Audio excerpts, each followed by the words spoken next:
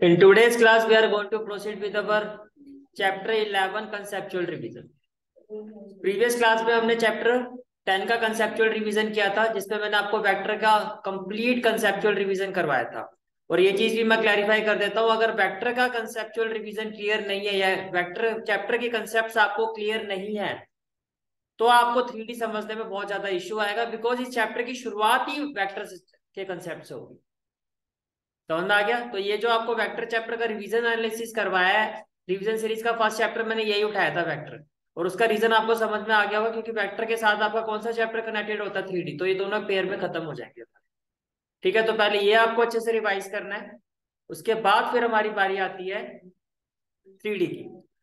तो देखो, आपने प्रीवियस चैप्टर के कंसेप्ट में हमने क्या समझा था? हमने ये समझा था कि वेक्टर जो होता है, अगर हम एक जनरल वेक्टर की बात करते हैं जैसे कि एक्स वेक्टर, यही होती है उसकी प्रेजेंटेशन, और इसकी स्टैंडर्ड फॉर्म क्या होती है? A I cap plus B J cap plus C K cap. तो एक जनरल वेक्टर जो होता है उसका, उसमें क्या क्या चीजें होती है? उसमें एक मैग्नीट्यूड होता है।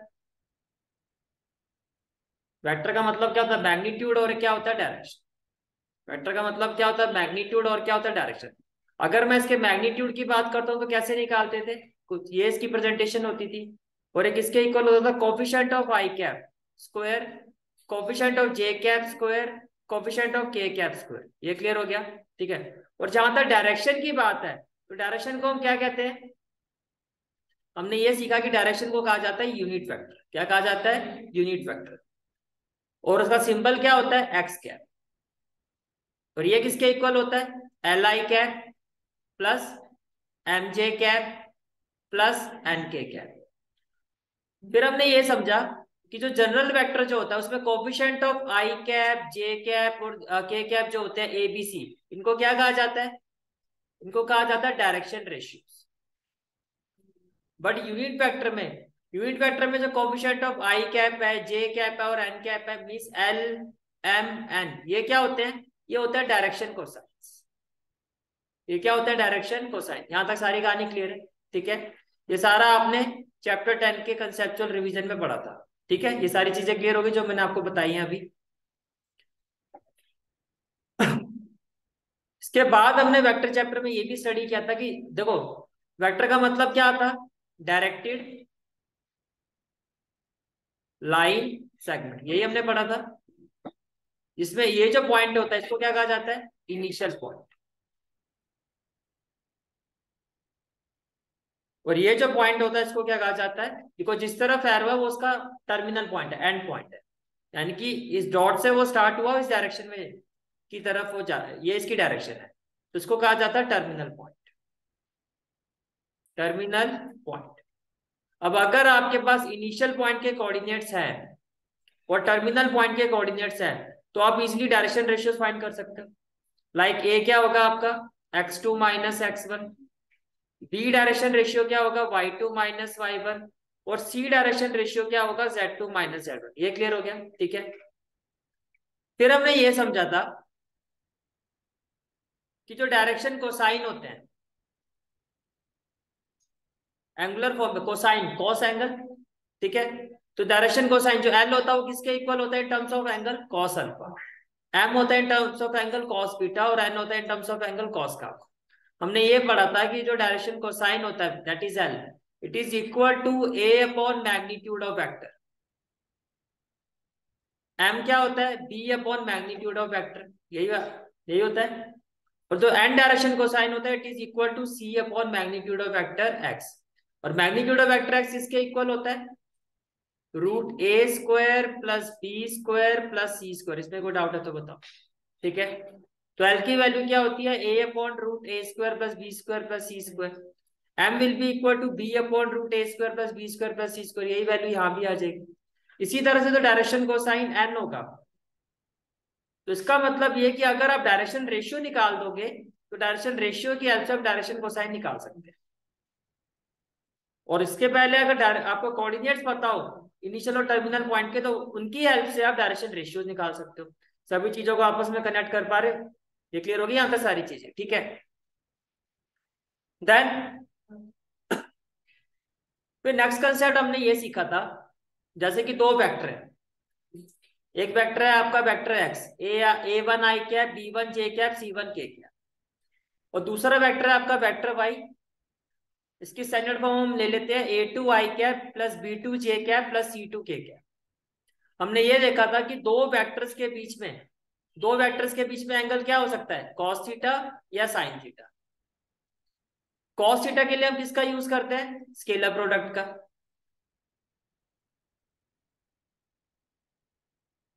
वो साइन थीटा किस में यूज होता है, क्रॉस प्रोडक्ट। और मैंने आपको ये भी कहा था कि अगर कुछ भी ऐसा नहीं कहा जा रहा कि be by using vector product या क्रॉस प्रोडक्ट, तो आपके लिए आपको किस मेथड से जाना है जब भी एंगल निकालना होगा, कॉस थीटा। ये क्लियर हो गया। हमने ये देखा था कि कॉस थीटा की वैल्यू क्या होती है, X vector dot Y vector upon magnitude of X vector magnitude of Y vector. ये भी वेक्टर चैप्टर का ही कंसेप्ट है आपका। और साइन थीटा किसके इक्वल होता है, मैग्नीट्यूड। क्योंकि वेक्टर जो होता है आपका वो क्या होता है, मैग्नीट्यूड इंटू डायरेक्शन। तो यहाँ पर जब ये मॉडुलस का साइन लगाओगे तभी वो मैग्नीट्यूड, क्योंकि एंगल तो एक वैल्यू है ना आपकी, न्यूमेरिकल वैल्यू में आता है। समझ में आ रहा है, ठीक है। तो साइन थीटा इक्वल टू क्या होता है, modulus of X vector cross Y vector upon magnitude of X vector magnitude of Y vector. ये कहानी क्लियर। अब ध्यान से देखो, अगर मैं X vector dot Y vector करता हूं तो कैसे करते थे, I cap dot I cap क्या होता है, वन। तो ये हो जाएगा ए वन ए टू, ये क्लियर। प्लस क्या हो जाएगा, J cap dot J cap क्या होता है, वन। तो ये हो जाएगा plus B one B two. Plus K cap dot K cap क्या होता है, वन। तो ये हो जाएगा plus C one C two, इसमें कोई doubt. Magnitude of X vector coefficient of I cap square root of coefficient of I cap square, that is A one square plus B one square plus C one square. ये clear, ये value भी आ गई। Magnitude of Y vector क्या होता है, square root of A two square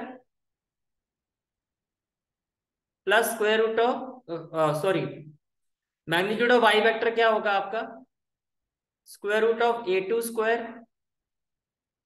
plus B two square plus C two square. ये कहानी क्लियर, इसमें कोई दिक्कत तो नहीं है, ठीक है। अब आप ये समझो कि अगर दो वेक्टर्स परपेंडिकुलर है, अगर दो वेक्टर्स क्या है, परपेंडिकुलर है, तो कहने से इधर उनका डॉट प्रोडक्ट जीरो है। ये भी हम वेक्टर चैप्टर में पढ़ चुके हैं कि अगर दो वेक्टर्स परपेंडिकुलर है तो उनका जो डॉट प्रोडक्ट होता है वो जीरो होता है। क्या होता है, जीरो होता है। ये कहानी क्लियर है, ठीक है। कि अगर दो वेक्टर्स परपेंडिकुलर होते हैं तो उनका जो डॉट प्रोडक्ट होता है वो किसके इक्वल होता है, वो जीरो के इक्वल होता है, राइट। तो अगर मैं ये कहूँ कि डॉट प्रोडक्ट जीरो है, तो आप ये देखो यहाँ पे डॉट प्रोडक्ट का मतलब क्या है, डॉट प्रोडक्ट यही तो है आपका। ये वैल्यू किसकी थी, X vector dot Y vector. आपने कहा अगर दो वेक्टर परपेंडिकुलर है तो जो भी डॉट प्रोडक्ट है वो जीरो के इक्वल होगा। इसका मतलब ये जो वैल्यू है आपकी, it should be equal to zero. ये किसके इक्वल होनी चाहिए आपकी, जीरो के इक्वल होनी चाहिए। यहां तक क्लियर हो गया, ठीक है। और अगर ऐसे समझ में नहीं आ रहा तो वैसे समझो, अगर दो वेक्टर परपेंडिकुलर है तो एंगल कितना होगा, तो 90 होने का मतलब cos 90 की वैल्यू क्या होती है, जीरो। cos 90 की वैल्यू क्या होती है, जीरो। तो यहाँ आप जीरो लिखो, यहाँ क्या आ जाएगा आपका जीरो। अब जीरो से इस डिनोमिनेटर को मल्टीप्लाई करोगे तो सारी वैल्यू क्या हो जाएगी, तो फाइनली क्या हो जाएगा, A one A two plus B one B two plus C one C two equal to zero. अब यहां से आपने नया कंसेप्ट क्या सीखा, अगर हमें दो वेक्टर्स के डायरेक्शन रेशियोज गिवन है, अगर हमें दो वेक्टर्स के डायरेक्शन रेशियोज गिवन है तो हम उनका यूज करके चेक कर सकते हैं कि whether those two vectors are perpendicular और नॉट। कैसे, कि अगर ये वाली कंडीशन सेटिस्फाई होगी, दैट उनके डायरेक्शन रेशियोज का जो कॉरस्पॉन्डिंग डायरेक्शन रेशियोज का जो प्रोडक्ट है उसका जो सम अगर वो जीरो के इक्वल आएगा, तो हम कहेंगे कि जो गिवन वेक्टर्स है वो परपेंडिकुलर। वेक्टर चैप्टर तक तो हमने यही पढ़ा था ना कि अगर दो वेक्टर्स परपेंडिकुलर तो डॉट प्रोडक्ट जीरो के इक्वल होगा। अब इसी कंसेप्ट का यूज करके हमने क्या डिराइव किया कि भैया अगर दो vector like X vector dot Y vector, ये जो भी थे एक्स वेक्टर और वाई वेक्टर, अगर ये परपेंडिकुलर है तो इनके जो कॉरस्पॉन्डिंग डायरेक्शन रेशियोज, कॉरस्पॉन्डिंग से मेरा मतलब ये है कि आई कैप वाले, जे कैप वाले और के कैप वाले कॉरस्पॉन्डिंग, इनके प्रोडक्ट का जो सम है like A one A two या आई कैप वाले plus B one B two J cap वाले plus C one C two, ये 0 के इक्वल आएगा अगर ये परपेंडिकुलर वेक्टर है। ये कंडीशन क्लियर हो गई, ठीक है।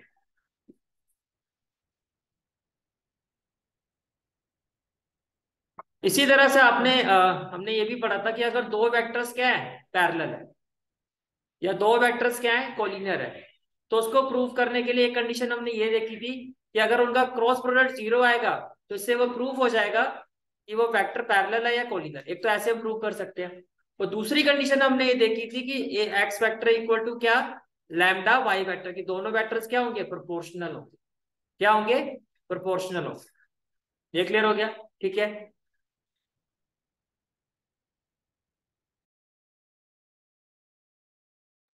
और आइडियल सिनारियो में इजी ऑप्शन क्या होता है, ये वाला X vector equal to lambda Y. ये क्लियर हो गया, ठीक है। अब देखो एक्स वेक्टर की हमारे एग्जांपल में वैल्यू क्या है, a1 आई कैप प्लस, मैं इसको इस तरह से लिखता हूं,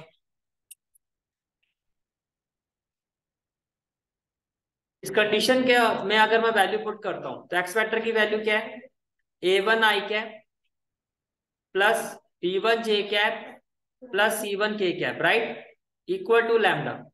वाई वेक्टर की वैल्यू क्या है, a2 I cap plus b2 J cap plus c2 K cap, और इस तरह से ब्रैकेट है।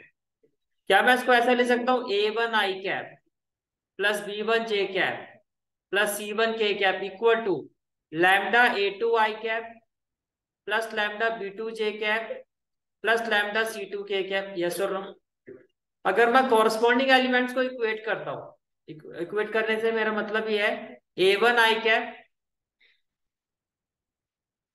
a1 I cap equal to lambda a2 I cap, corresponding का मतलब ये हो गया। और b1 जे कैप ये किसके इक्वल होगा, lambda b2 J cap, and c1 K cap ये किसके इक्वल होगा, लैम्डा c2 के कैप। पहले बताओ ये बात क्लियर हो गई, ठीक है। इन दैट सिनेरियो जब आप इक्वेट करोगे what we will get, a1 I cap is equal to lambda a2 I cap, sorry not I cap, हम coefficient of I cap J cap और के कैप को इक्वेट कर रहे हैं। What we are equating here, what we are equating here, we are equating coefficient of I cap. तो I cap में क्या हो जाएगा, a1 किसके इक्वल हो जाएगा, लैम्डा a2। ये क्लियर हो गया। कोफिशिएंट ऑफ जे कैप तो क्या हो जाएगा, b1 इक्वल टू क्या हो जाएगा, लैम्डा b2। कोफिशिएंट ऑफ के कैप तो c1 इक्वल टू क्या हो जाएगा, लैम्डा c2। ये बात समझ में आ रही है। Can I say that from here what will be the value of lambda, a1 by a2, ये मल्टीप्लाई हो रहा है यहाँ के डिवाइड हो जाएगा। From here what will be the value of lambda, that is b1 by b2, and from here what will be the value of lambda, that is c1 by c2। अब सारी की सारी वैल्यू अगर lambda की है तो क्या मैं इससे ये कंक्लूजन निकाल सकता हूं कि a1 by a2 equal to b1 by b2 equal to c1 by c2। इसमें कोई डाउट है तो बताओ, क्लियर है आता सारी चीजें, ठीक है। तो आपने अभी तक क्या सीख लिया कि हम डायरेक्शन रेशियोज की हेल्प से दो वेक्टर्स की कोलिनियरिटी, या कि दो वेक्टर्स पैरेलल है वो भी हम चेक कर सकते हैं, और डायरेक्शन रेशियोज की हेल्प से ही दो वेक्टर्स परपेंडिकुलर हम ये भी चेक कर सकते हैं। अगर दो वेक्टर्स परपेंडिकुलर होंगे तो डायरेक्शन रेशियोज के बीच में क्या रिलेशन होगा, a1 a2 plus b1 b2 plus c1 c2 equal to 0। और अगर दो वेक्टर्स पैरेलल होंगे और कोलिनियर होंगे तो डायरेक्शन रेशियोज के बीच में क्या रिलेशन होगा, a1 by a2 equal to b1 by b2 equal to c1 by c2। और ये रिलेशन कैसे बना, ये डेरिवेशन क्लियर होगी, समझ में आ गया कैसे बना रिलेशन, ठीक है। तो यही चीज हमने यहाँ पर सीखी कि अगर दो वेक्टर्स पैरेलल या कोलिनियर होंगे तो उनके जो डायरेक्शन रेशियोज होंगे कॉरस्पॉन्डिंग हो क्या होंगे, उनका रेशियो प्रोपोर्शनल होगा। ये क्लियर हो गया। चलो जी, फिर नेक्स्ट कंसेप्ट जो हमने इस चैप्टर में देखा था वो ये था, अभी हमने ये देखा कि जो cos थीटा है वो किसके इक्वल होता है, a1 a2। ये बनाया था ना हमने, कैसे बना था ये, कि आपने कहा cos theta is equal to X vector dot Y vector upon magnitude of X vector magnitude of Y vector. और जब हमने इसको सॉल्व किया तो एक्स वेक्टर की वैल्यू क्या थी हमारी, स्टैंडर्ड फॉर्म में a1 I cap plus b1 J cap plus c1 K cap, right. और वाई वेक्टर की वैल्यू क्या आती है हमारी a2 I cap plus b2 J cap plus c2 K cap. तो जब हमने इन वैल्यूज को यहाँ पर पुट किया, तो हमारी कॉस थीटा की ये वैल्यूज है, ये आई थी। ठीक है, अब ध्यान से देखो, अभी मैंने आपको ये बताया था कि L इक्वल टू क्या होता है, a upon root A square plus B square plus C square. ये बात समझ में आ रही है? अगर इस रिलेशन को मैं यहां अप्लाई करूं तो एक आपको ये वैल्यू दिखाई दे रही है एल की, इसी तरह से आपको एल की एक वैल्यू और दिखाई दे रही है। भाई दो वेक्टर्स है ना, तो दोनों की डायरेक्शन को साइंस होंगे। एक वैल्यू आपको ये भी दिखाई दे रही है सेम। ये समझ में आ रहा है? नहीं, तो मैंने इसके साथ कर दिया। एक मिनट, a2 के साथ ये वाई वेक्टर का केस है ना, तो ये जो है ये आपका एल डायरेक्शन कोसाइन है किसका, एस वेक्टर का। तो आपने इसको क्या दिया, this is the direction cosine of X vector. और ये जो आपका ब्लू वाला केस है, ब्लू वाला, ये क्या है, ये एल डायरेक्शन कोसाइन है किस वेक्टर का, वाई वेक्टर का। जब आपने डायरेक्शन रेशियोज की बात की थी कॉरस्पॉन्डिंग, तो इसके लिए आपने वर्ड यूज किया था a1 और उसका कॉरस्पॉन्डिंग वहां पे क्या था a2। समझ में आ रही है मेरी बात? ठीक है, इसी तरह से जब हम डायरेक्शन कोसाइन की बात करते हैं तो वहां पर क्या कंडीशन बनेगी, L1, तो वहां पर क्या होगा L2, फिर क्या होगा M1, फिर क्या होगा M2, और ऐसे क्या होगा N1 के साथ क्या होगा N2। अब जब मैं N1 की बात करूंगा तो क्या होगा, B1 upon this x vector का डायरेक्शन कोसाइन, और B2 अपॉन दिस पार्ट। तो ये रेड वाला क्या हो गया M1, और ये ब्लू वाला क्या हो गया M2। ये क्लियर हो गया? ठीक है, इसके बाद फिर ऐसे ही देखो N vector, N direction cosine, तो ये हो गया N1। तो N1 में क्या होगा C1 अपॉन दिस, और N2 में क्या होगा C2 अपॉन दिस। कोई डाउट है तो बताओ। तो बेसिकली आपको ये चीज समझ में आ गई होगी, cos theta is also equal to, cos theta is also equal to L1 L2 plus M1 M2 plus N1 N2। Again अब मैं उसका एक नेक्स्ट लेवल पर लेके जा रहा हूं आपको। मैंने आपको ये बताया कि अगर दो वेक्टर्स परपेंडिकुलर हो तो आप इसको किसकी हेल्प से प्रूव कर सकते हो, डायरेक्शन रेशियोज की हेल्प से। ये सीखा आपने। अब मैं आपको ये सिखा रहा हूं कि अगर दो वेक्टर्स क्या हो, परपेंडिकुलर हो, तो ये चीज आप डायरेक्शन कोसाइन की हेल्प से भी प्रूव कर सकते हो। लगाओ यहां पर, अगर दो वेक्टर परपेंडिकुलर, थीटा की वैल्यू क्या होगी, तो ये पूरी वैल्यू किसके इक्वल, तो होगी कंडीशन। कंडीशन आ गई आपके सामने कि भैया अगर दो वेक्टर्स क्या हो परपेंडिकुलर, तो उनके direction cosines, corresponding direction cosines के बीच में क्या रिलेशन बनता है कि L1 L2 plus M1 M2 plus N1 N2 किसके इक्वल होता है, 0 के। तो ये तो सेम डायरेक्शन रेशियो जैसी कंडीशन दिखाई दे रही है, लेकिन पैरेलल वाली कंडीशन जो है वो सेम नहीं होती है। सेम ना होने का मतलब मेरा ये है कि जब दो वेक्टर्स आपके क्या होते हैं पैरेलल, तो डायरेक्शन रेशियोज के बीच में क्या रिलेशन होता है, A1/A2 upon equal to B1/B2 equal to C1/C2। यही अभी आपने डिराइव किया था। लेकिन अगर दो वेक्टर्स क्या होते हैं पैरेलल या कोलिनियर होते हैं, तो उनके डायरेक्शन कोसाइन के बीच में रिलेशन ये होता है कि जो कॉरस्पॉन्डिंग डायरेक्शन कोसाइंस होते हैं वो इक्वल होते हैं। मींस L1 किसके इक्वल होगा, कॉरस्पॉन्डिंग L2 के। M1 किसके इक्वल होगा, M2 के। और N1 किसके इक्वल होगा, N2 के। अगर दो वेक्टर्स पैरेलल हैं तो बाय यूजिंग डायरेक्शन कोसाइन आप इस तरह से इस चीज को प्रूव कर सकते हो। किस चीज के लिए, पैरेलल और कोलिनियर। यहां तक कोई डाउट है तो बताओ। सारी चीज समझ में आ गई? तो अभी तक आपने ये समझ लिया कि डायरेक्शन रेशियोज का यूज करके हम कैसे दो वेक्टर्स को परपेंडिकुलर प्रूव कर सकते हैं, डायरेक्शन कोसाइंस का यूज करके कैसे प्रूव कर सकते हैं, और सेम चीज डायरेक्शन रेशियोज और डायरेक्शन कोसाइन का यूज करके कैसे हम दो वेक्टर्स को पैरेलल है या कोलिनियर प्रूव कर सकते हैं। यहाँ पे सारी चीजें क्लियर हो गई? ठीक है, और कैसे ये फॉर्मूला डिराइव हुआ मैंने ये भी समझा दिया। ठीक है, तो अगर दो वेक्टर्स परपेंडिकुलर होंगे तो डायरेक्शन कोसाइन से क्या कंडीशन बनेगी, L1 L2 plus M1 M2 plus N1 N2 equal to 0। और अगर दो वेक्टर्स आपके परपेंडिकुलर हो, डायरेक्शन रेशियो से क्या इक्वेशन कंडीशन बनेगी, A1 A2 plus B1 B2 plus C1 C2 equal to 0। और सिमिलर नोट, अगर दो वेक्टर्स पैरेलल या कोलिनियर होंगे तो डायरेक्शन कोसाइंस के बीच में क्या रिलेशन होगी? जो कॉरस्पॉन्डिंग डायरेक्शन कोसाइंस है आपके, जो कॉरस्पॉन्डिंग डायरेक्शन कोसाइंस है ये इक्वल होंगे। इसका मतलब क्या है, क्यों ऐसा होता है ये भी बता देता हूँ। Because they made same angle with the coordinate axis. अगर पैरेलल और कोलिनियर होंगे तो जो उनका एंगल होगा भाई, जो एंगल ये बनाएगा वही एंगल ये बनाएगा, तो सेम वैल्यू नहीं आएगी। क्यों ऐसा होता है उसका रीजन क्या है? Because they made same angle with the coordinate axis. Is it clear? ठीक है। फिर नेक्स्ट कंसेप्ट जो आता है आपका वो ये आता है lines in 3D। Lines in 3D, तो देखो पहले तो आपको आपके बचपन में लेके चलते हैं। बचपन का मतलब क्या होता है? 11th class. गुड भैया, एक लाइन थी, तीन ही है, मैं अभी बचपन में पीछे जा रहा हूँ। ये पॉइंट ए है, उस लाइन का ये पॉइंट क्या है? बी। इसके कोऑर्डिनेट्स है x1 y1 और इसके कोऑर्डिनेट्स क्या है? x2 y2। राइट। अब अगर हम किसी लाइन के, देखो एक बात मैं आपको क्लियर कर देता हूँ, ये आगे के लिए बड़ा यूजफुल होगा। जहां आपको नंबर गिवन होते हैं ना, एक तो देखो मैंने लिखा x y, एक मैंने लिखा x1 y1, एक मैंने लिखा x2 y2।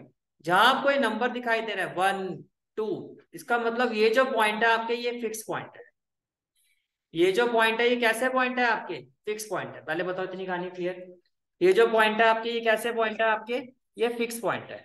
Is it clear? ठीक है। और ये जो पॉइंट है ये कैसा पॉइंट है आपका? ये एक जनरल पॉइंट है। भैया एक लाइन में इनफाइनाइट जनरल पॉइंट होते हैं,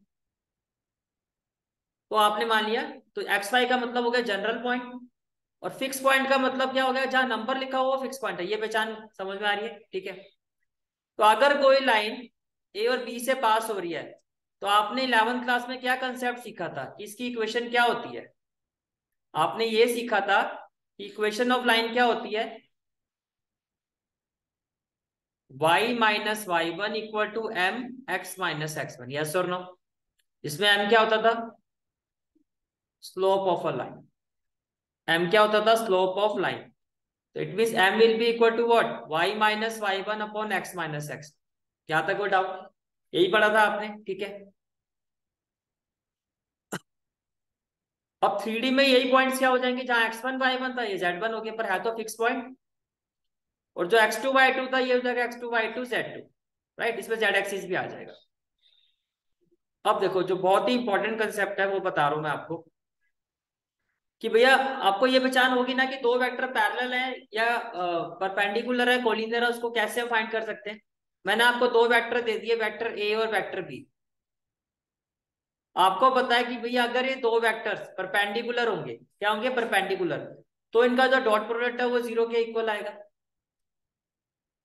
और अगर ये दो वेक्टर पैरेलल है, कोलिनियर होंगे, तो जो इनका क्रॉस प्रोडक्ट है वो 0 वेक्टर के इक्वल आएगा। यहाँ वेक्टर आएगा और यहाँ 0 क्यों? क्योंकि ये स्केलर है। और ये वेक्टर तो यहाँ पे 0 नहीं लिखोगे, 0। या दूसरी कंडीशन क्या है कि अगर दो वेक्टर पैरेलल है, कोलिनियर है, तो उनके बीच में ये कंडीशन सेटिस्फाई हो। यहाँ पे सारी चीजें समझ में आ रही है? अब देखो आपके पास दो वेक्टर हैं, और अगर वो दो वेक्टर्स परपेंडिकुलर है, मींस उनका जो डॉट प्रोडक्ट है वो 0 के इक्वल आ रहा है। तो इन दो वेक्टर से आप डिराइव करते हो इक्वेशन ऑफ प्लेन, यानी कि ये दो वेक्टर से क्या बनेगी? Equation of. समझ गया? और आपके पास जो जो दो गिवन वेक्टर है, the given vector which has been given are parallel और कोलिनियर, तो इन दो वेक्टर से जो इक्वेशन बनेगी वो बनेगी इक्वेशन ऑफ लाइन। आगे अपने एंट्रेंस एग्जाम सीयूटी वगैरह देना हो तो ऐसी चीजों के ये कंसेप्ट आपके क्लियर होने चाहिए कि भैया कौन से ऐसे दो वेक्टर्स होते हैं जिससे हम इक्वेशन ऑफ प्लेन डिराइव करते हैं परपेंडिकुलर। कौन से ऐसे दो वेक्टर्स होते हैं जिससे हम इक्वेशन ऑफ लाइन बनती है? वो होते हैं पैरेलल या कोलिनियर। अब कैसे इक्वेशन ऑफ, आपके सिलेबस में मैं बात करूं तो लाइन का ही है, प्लेन तो है नहीं, तो इसको तो अभी छोड़ देते हैं। अभी हमें ये समझना है कि अगर दो वेक्टर्स पैरेलल हो तो उनसे इक्वेशन ऑफ लाइन कैसे बनती है, या दो वेक्टर कोलिनियर हो तो उनसे इक्वेशन ऑफ लाइन कैसे बनती है। ये क्लियर हो गया? ठीक है।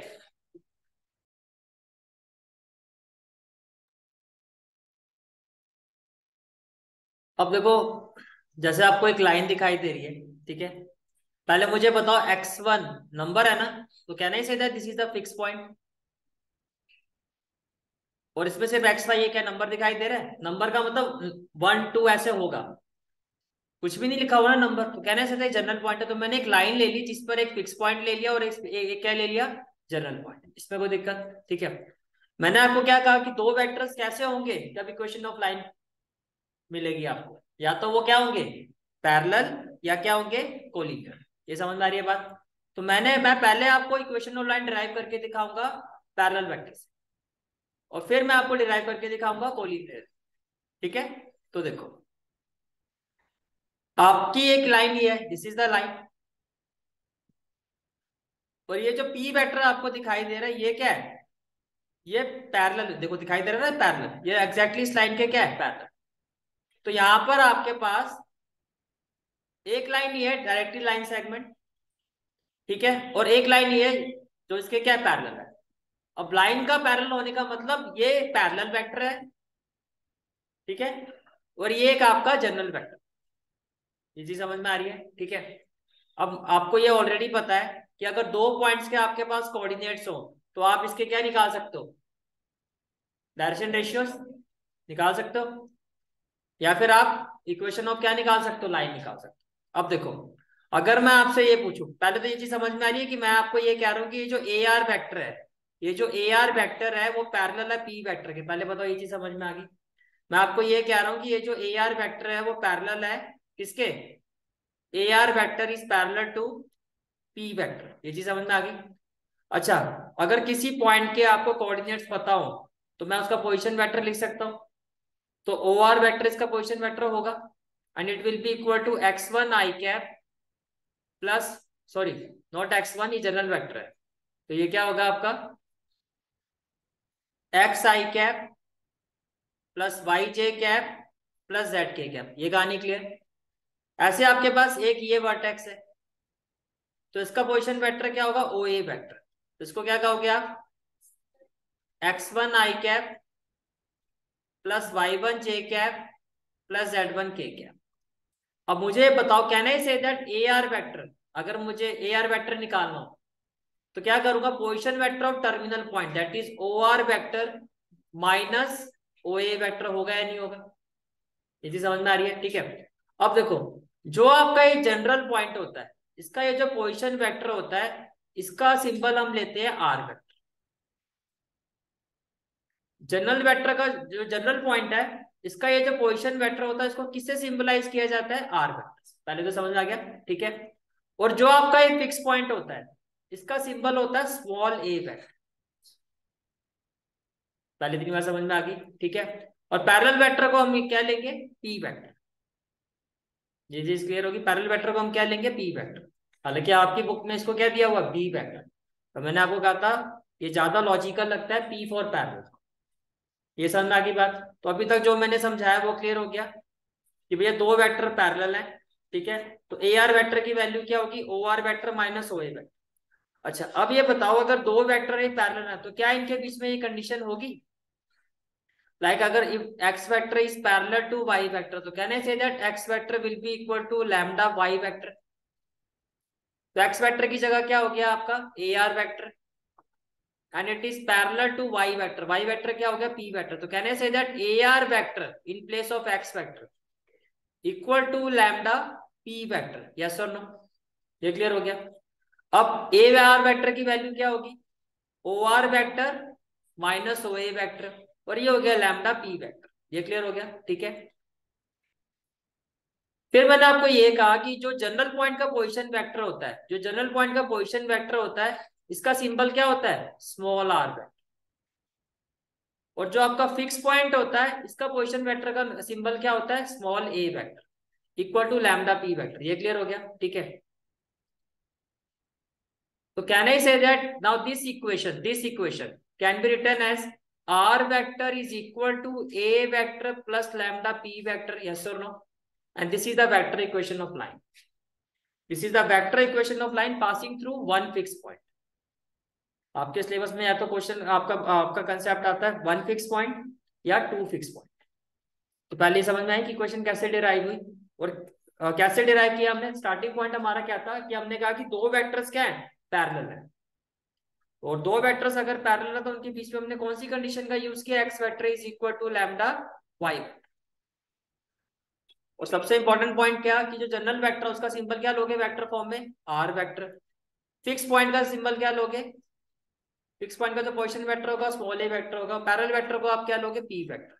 ये क्लियर हो गया आपको, ठीक है।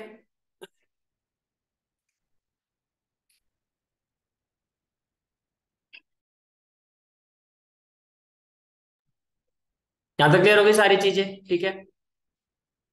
अब देखो जो आपका ओ आर वेक्टर था उसकी वैल्यू यही थी ना, बिकॉज जो ओ आर वेक्टर था वो जनरल पॉइंट था, जनरल पॉइंट्स क्या थे आपके X Y Z. O A vector position vector of a fix point जिसके कोऑर्डिनेट्स क्या थे x1 y1 और z1। तो इसकी इक्वेशन क्या थी, x1 i cap plus y1 j cap plus z1 k cap. Parallel vector, parallel vector हमेशा, parallel vector में जो i j k के कोएफिशिएंट होते हैं वो क्या होते हैं, डायरेक्शन रेशियोज। ये तो क्लियर है कि पैरेलल वेक्टर जो होता है उसमें i j k के जो कोएफिशिएंट होते हैं वो क्या होते हैं, डायरेक्शन रेशियोज। और डायरेक्शन रेशियोज के सिंबल क्या होते हैं, a b c। तो कहने से इधर जो p वेक्टर होगा इसकी स्टैंडर्ड फॉर्म क्या होगी, a i cap plus b j cap plus c k cap. इसमें कोई डाउट है तो बताओ। यहाँ तक सारी चीजें क्लियर है, कोई डाउट है तो पूछ सकते। क्लियर हो गया, ठीक है। अब ये तो हो गया equation of line in vector. Second concept आता है equation of line in Cartesian form. अब वो देखो कैसे डिराइव होती है। कहना है दैट अगर दो वेक्टर्स, अगर दो वेक्टर्स पैरेलल है तो अभी हमने पढ़ा था कि उनके डायरेक्शन रेशियोज के बीच में क्या रिलेशन होगा, a1/a2 equal to b1/b2 equal to c1/c2, right. अभी हमने डिराइव किया इस चीज को, ठीक है। अब देखो अगर मैं ए आर वेक्टर की बात करता हूँ, ए के पॉइंट्स क्या है आपके, x1 y1 और z1। आर, आर एक general vector, general point R, general point है तो इसके कोऑर्डिनेट्स क्या है, एक्स वाई जेड। ये क्लियर हो गया, ठीक है। Can I say that this is the initial point and this is the terminal point. तो जब मैं डायरेक्शन रेशियोज निकालूंगा, इस वेक्टर के डायरेक्शन रेशियोज निकालूंगा और कोऑर्डिनेट्स आपको पता है तो क्या होगा, x minus x1, y minus y1 और z माइनस z1। तो ए आर वेक्टर के जो डायरेक्शन रेशियोज है कॉरस्पॉन्डिंगली वो क्या होगी, देखो a1 होगा b1 होगा c1। तो a1 क्या हो गया, x माइनस x1, ये क्लियर। b1 क्या होगा, y माइनस y1 और c1 क्या होगा, z माइनस z1। दूसरा वेक्टर जो है तो ऑलरेडी आपको इसके डायरेक्शन रेशियोज पता है, ये तो लिखा ही आपका उस फॉर्म में जाता है। तो पी वेक्टर की फॉर्म क्या थी, A I cap plus B J cap plus C K cap. तो जो आप पी वेक्टर जो आपका ए टू है तो ए टू यहाँ पर क्या होगा, ए, बी टू हमारा क्या है, बी, और सी टू हमारा क्या है, सी। ये क्लियर हो गया। अब मैं इन सभी वैल्यूज को, अगर मैं इन सभी वैल्यूज को इस कंसेप्ट में पुट करता हूं, what I will get, in place of I a1 I will put x minus x1। ये clear. In place of a2 I will put a, तो ये बन गया x minus x1 by a। ये clear. In place of b1 I will put y minus y1 and in place of b2 I will put b, तो ये हो गया आपका y minus y1 by b। In place of c1 I will put z minus z1 and in place of c2 I will put c, तो ये हो गया z minus z1 by c। That is equation of line in Cartesian form. कोई doubt, equation of line in Cartesian form, right. तो vector form में क्या होता है, are vector is equal to A vector plus lambda P vector. यही आपके NCERT में कैसे गिवन होगा, are vector is equal to A vector plus lambda B vector. ये क्लियर हो गया, ठीक है। और कार्टेशियन फॉर्म में इक्वेशन ये सारी क्लियर हो गई, यहाँ तक कोई डाउट तो नहीं है।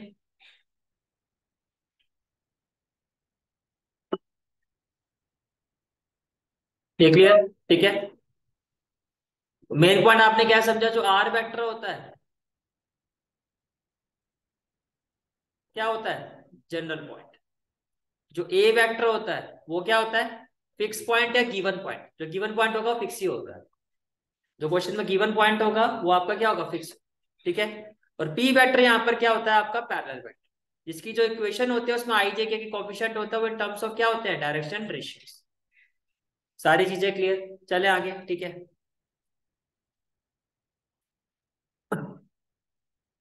अब ये आपने जो इक्वेशन को डिराइव किया वो किसके कंसेप्ट से किया, when two vectors are parallel.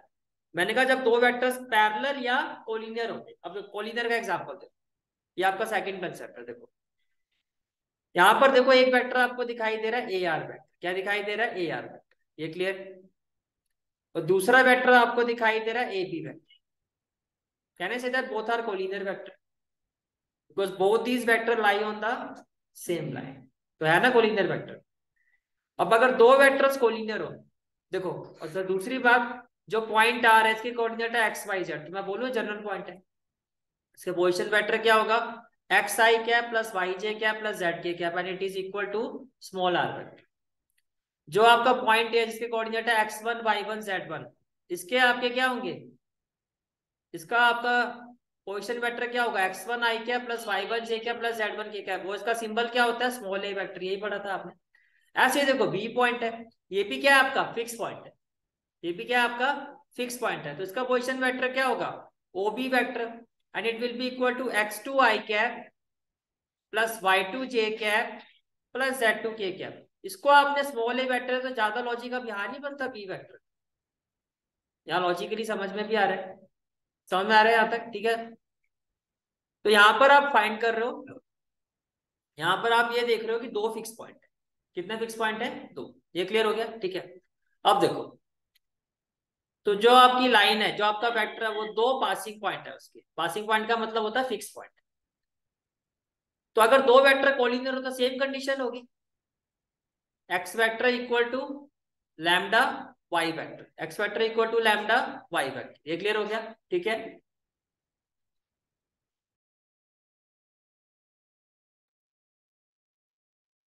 तो दोनों की कंडीशन तो सेम ही होगी आपकी, एक्स वेक्टर इक्वल टू क्या होगा, लैम्डा वाई वेक्टर। अब देखो कहना चाहिए दैट ए आर वेक्टर की वैल्यू क्या होगी, position vector of terminal point minus position vector of initial point. A B vector की वैल्यू क्या होगी, position vector of terminal point minus position vector of initial point. अब जो आपका O R vector है, ये जनरल वेक्टर है, general vector के जो पोजीशन वेक्टर है उसका सिंबल क्या होता है, small R vector. First fix point की जो पोजीशन वेक्टर होता है, इसका सिंबल क्या होता है, स्मॉल ए वेक्टर। ऐसी जो सेकंड फिक्स पॉइंट है, इसका सिंबल हमने क्या लिया था, स्मॉल बी वेक्टर। तो बताओ ये चीज समझ में आ गई, अब क्लियर है यहाँ तक, ठीक है। तो जैसे आप वैल्यू पुट करोगे, अब देखो जैसे वहां पर आपने लिखा था R vector is equal to A vector plus lambda P vector, आप माइनस ए से यहाँ लेके गए थे, वैसे जब इसको आप यहाँ शिफ्ट करोगे तो आपके पास आ जाएगी vector equation of line passing through two fix point या पासिंग थ्रू टू पॉइंट्स, ये क्लियर हो गया, ठीक है। अब बात आती है कार्टेशियन इक्वेशन। अगर दो वेक्टर्स आपके क्या है, दो वेक्टर्स आपके क्या है, कोलिनियर है, तो डायरेक्शन रेशियोज के बीच में यही रिलेशन होता है, right. A one equal to X minus X one, ये अभी हमने निकाला था, ए आर यही था ना आपका, तो X minus X one Y minus Y one Z minus Z. लेकिन जब आप बात करते हो, जब आप बात करोगे देखो ए बी की, तो ए आपका क्या है, X one Y one Z one, और बी आपका क्या है, एक्स टू वाई टू और जेड टू, ये क्लियर। तो क्या होगा, X two minus X one A two, Y two minus Y one B two, और Z two minus Z one क्या होगा, सी टू। अब वैल्यू पुट करो, in place of A one we will put X minus X one upon X two minus X, Y minus Y one upon Y two minus Y, और z minus Z one upon Z two minus Z one. तो ये आ गई आपकी Cartesian equation of line passing through two points. Clear हो गया यहां तक, ठीक है।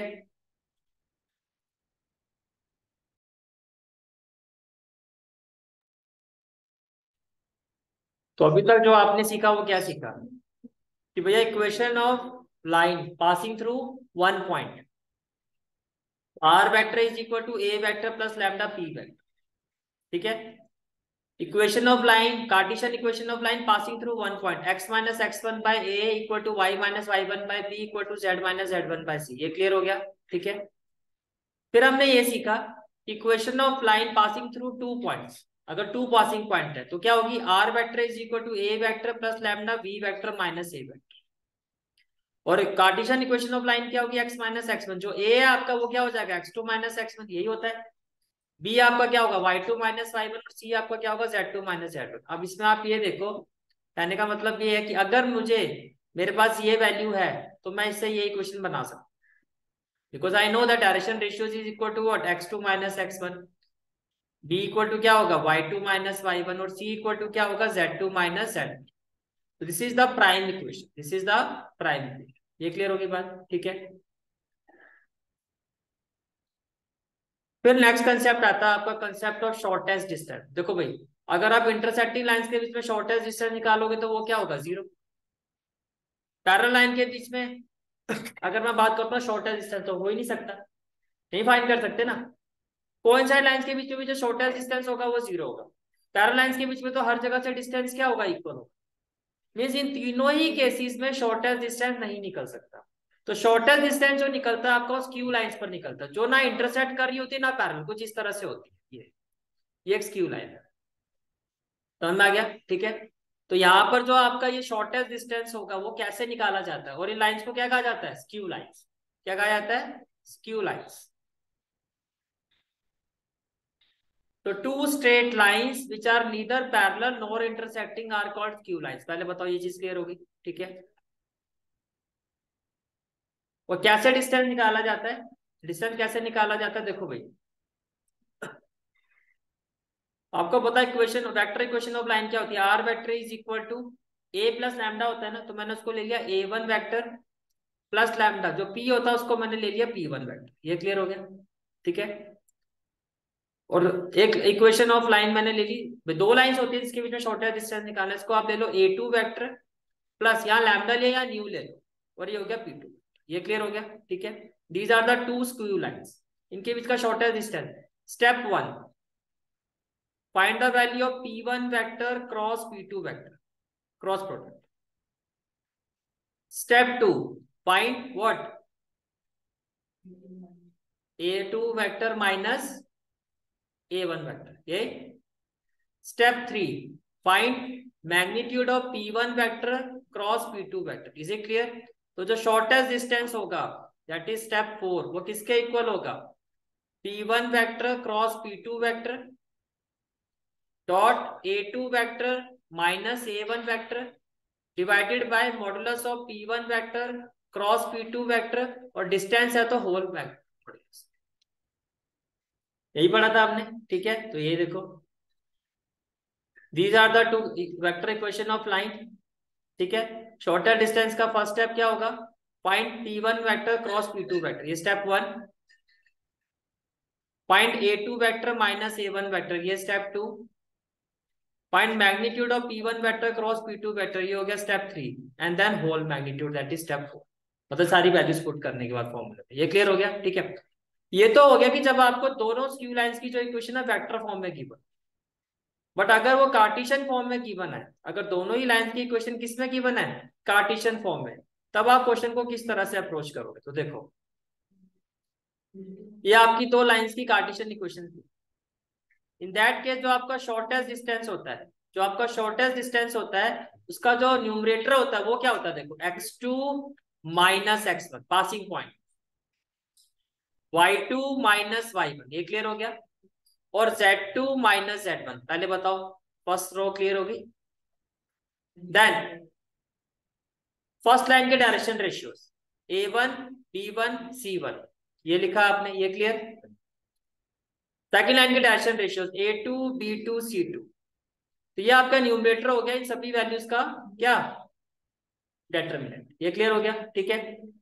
अब इसका जो डिनोमिनेटर, इस फॉर्मूले का जो डिनोमिनेटर वाला पार्ट होता है वो कैसे आता है, देखो वो समझो।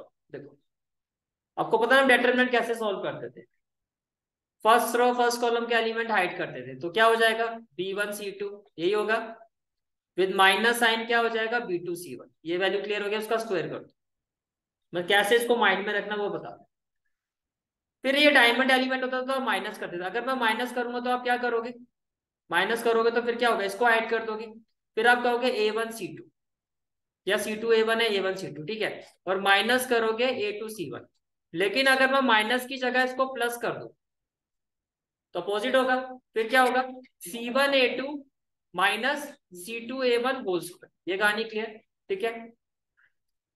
इस फिर इसको देखो प्लस, तो ये क्या हो जाएगा A1 B2 minus A2 B1 whole square. ये बात समझ में आ रही है, ठीक है। बेसिकली मोटी मोटी बात आपको ये समझ में आ जानी चाहिए कि अगर दोनों इक्वेशन आपकी किस फॉर्म में गिवन है, कार्टेशियन फॉर्म में,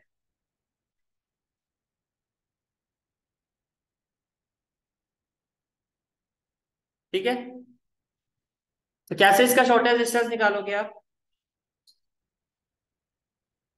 first of all numerator part will be equal to what? Sign of determinant x2 minus x1, x2 minus x1, y2 minus y1, y2 minus y1, z2 minus z1, z2 minus z1। ये clear? ठीक है, first line के direction ratios a1 b1 c1, second line के direction ratios क्या होंगे? a2 b2 c2 upon upon फिर क्या बताया था? इसको हाईलाइट करो, क्या होगा? b1 c2 minus b2 c1 whole square. तो ये हो जाएगा b1 c2 minus b2 c1 whole square. फिर क्या बताया आपको? ये माइनस नहीं करना है आपको, यहाँ पे आप प्लस लोगे तो अपोजिट हो जाएगा। क्या हो जाएगा? c1a2 minus c2a1 whole square. तो ये हो जाएगा आपका plus c1a2 minus c2a1 whole square.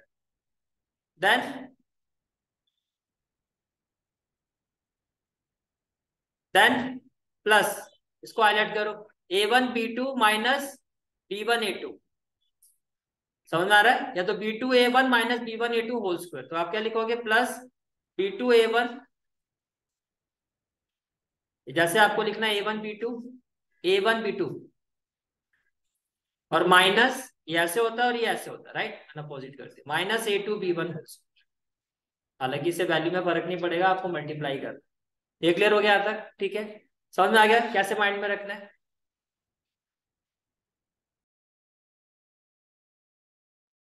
Clear हो गया यहाँ तक सारी चीजें? ठीक है,